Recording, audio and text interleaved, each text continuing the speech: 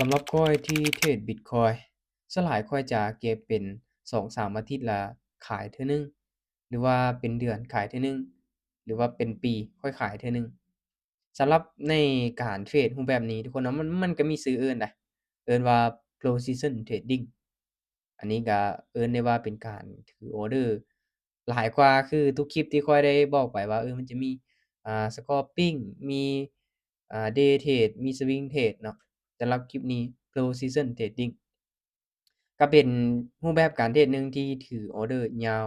กว่าที่ผ่านมาเนาะกว่ารูปแบบการเทรดที่ผ่านมาที่ข้อยได้เว้ามาเนาะสำหรับPrecision Trading นี่เราจะถือออร์เดอร์เป็น2-3อาทิตย์ขึ้นไปเป็นเดือนขึ้นไปหรือว่าบางเทื่อก็เป็นปีเนาะเอิ้นได้ว่าเป็นการลงทุนเลยเนาะเราเบิ่งภาพรวมระยะยาวเนาะเบิ่งแนวโน้มเป็นเทรนด์เนาะ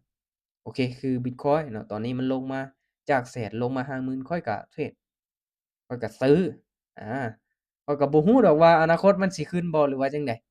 แต่ข้อยมีเงินเย็นข้อยมีความรู้กับมันข้อยกล้าที่จะลงทุนไปในจำนวนหลายอีกและข้อยยอมรับความเสี่ยงได้เนาะแน่นอนทุกคนเนาะคันว่าเรามีเงินเย็นเนาะ เราไปลงทุนเราบ่ได้ที่จะกังวลว่าสิใช้เนาะภายในมื้อนี้มื้ออื่นเป็นการดีทุกคนเนาะว่าเรื่องการเทรดเขาก็แนะนำเนาะเน้นย้ำว่าเงินที่เอาไปเทรดต้องเป็นเงินเย็นแท้ๆทุกคนเนาะ และสำหรับรูปแบบการเทรดเนาะ Precision Trading นี่ก็มันก็มีข้อดีเนาะมันอาศัยแบบแนวโน้มแบบระยะยาวแน่เนาะเราเห็นว่ามันลงมาเราก็ซื้อเก็บไว้เนาะเราบ่ได้มานั่งเฝ้ากราฟเนาะบ่ได้นั่งเฝ้าว่าสิกดซื้อกดขายแบบไวหั้นนะเอาเบิ่งภาพรวมระยะยาวเป็นเดือนเป็นปีเนาะอีกปีหนึ่ง2-3ปีก็ว่าบ่ได้เนาะบิตคอยน์มันอาจจะขึ้นการจัดสรรพอร์ตให้ดีทุกคนเนาะ เชื่อว่าทุกคนที่เข้ามาเทรดเข้ามาลงทุนก็น่าจะจัดสรรพอร์ตของตัวเองได้ดีพอสมควรแม่นบ่เนาะจัดสรรพอร์ตจัดสรรเงินลงทุนเนาะแบ่งตามสัดส่วนแบ่งออกพอร์ต2-3พอร์ตคือที่ข้อยได้แนะนำไปพอร์ตนี้พอร์ตเก็บระยะยาวพอร์ตนี้พอร์ตเก็บไว้ในมือหนึ่งพอร์ตนี้เก็บ2-3อาทิตย์ก็ว่ากันไปทุกคนเนาะก็แน่นอนแหละทุกคนเนาะว่าการเทรดเนาะการเทรดนี่ ความเสี่ยงสูงหลายเด้อความเสี่ยงสูงหลายอันนี้ยอมรับเลยเนาะสำหรับรูปแบบการเทรดสไตล์การเทรดเนาะทุกคนมักแบบใดหรือว่าแต่ละคนเหมาะแบบใดเนาะคือ Precision Trading ตัวเนาะอันนี้ก็เป็นศัพท์เอิ้นรูปแบบการเทรดเนาะเป็นภาษาอังกฤษสำหรับคนที่เทรดถือออร์เดอร์เป็น2-3อาทิตย์ขึ้นไปหรือว่าเป็นเดือนเป็นปีขึ้นไปเนาะเขาเอิ้นว่าสไตล์การเทรดแบบนี้เนาะเอิ้นว่าเป็นการเทรดคือกันเพราะว่าสุดท้ายแล้วเราก็ เอาไปขายเก็งกำไรเอาไปขายเก็งกำไรเนาะซื้อขายซื้อขายเนาะการเทรดและแน่นอนทุกคนเนาะเราก็เบิ่งว่าเรามีเวลาหลายบ่คันว่าเราบ่มีเวลาหลายเราอยากเทรดเนาะยกตัวอย่างเรามีความรู้เกี่ยวกับบิตคอยน์เนาะตอนนี้ราคาบิตคอยน์ลงเราก็ซื้อมันขึ้นไปเราก็ขายเก็งกำไรมันลงมาเราก็ซื้อเนาะได้ว่าเป็นแนวโน้มภาพรวมแบบระยะยาวว่าซั่นซะเนาะสำหรับ Position Trading ทุกคนเนาะโอเคทุกคนสำหรับคลิปนี้เนาะ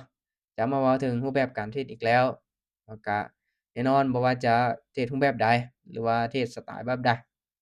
เนาะบ่ว่าจะเป็นการเทรดฟิวเจอร์เทรดสปอตเทรด Binary Option เทรด Forex ทุกอย่างเนาะมันมีความเสี่ยงหมดเด้อเนาะมีความเสี่ยงหมดและคนที่ประสบผลสำเร็จมีน้อยเนาะเพราะว่าต้องอาศัยความรู้เนาะประสบการณ์วินัยเนาะตัวนี้นี่